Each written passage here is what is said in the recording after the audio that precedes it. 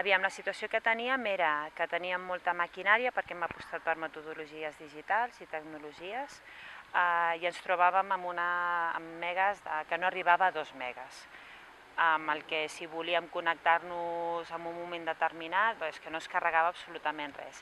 Vam demanar al departament la possibilitat de fibra òptica perquè aquí al costat de l'Institut Duc de Montblanc hi havia fibra òptica. Ens van dir, aviam, podem tenir accés a aquesta fibra òptica i ens van dir que no, que era un tema econòmic, que no podia, que era insostenible pel Departament d'Ensenyament i que busquéssim una alternativa.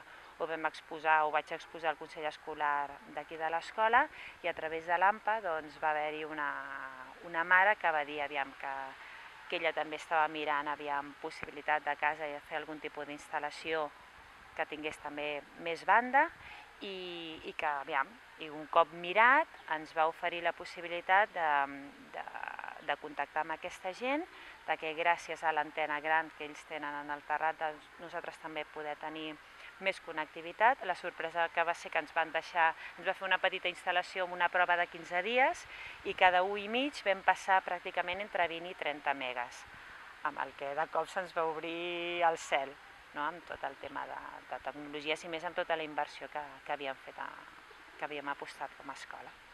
Tenim molts suports digitals, sobretot perquè la tendència és cap al llibre digital. Llavors, per fer aquest pas, també treballem amb materials publicats, el que són llibres i quadernets, però sí que a nivell d'editorials i més amb la reutilització de llibres, tot el que és nou currículum i noves propostes d'activitats és tot a través d'internet.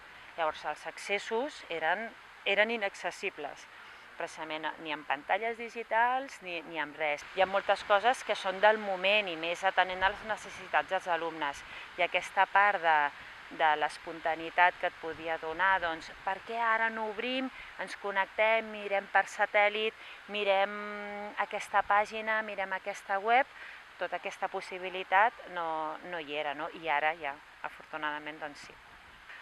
Qualsevol col·laboració a través de les famílies és benvinguda, no hem d'oblidar per això el tema de les retallades o aquests mecanismes que està creant el Departament d'Ensenyament que toquen i vulneren la qualitat directament del tipus d'ensenyament que els nanos, que els alumnes de l'escola pública puguin accedir.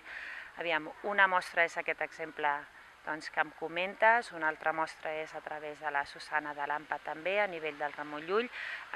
Sí que hi ha jornades de bricolatge, per exemple, a altres centres. En fi, sí que és un moment que hem de treballar molt per la sostenibilitat dels recursos i l'optimització.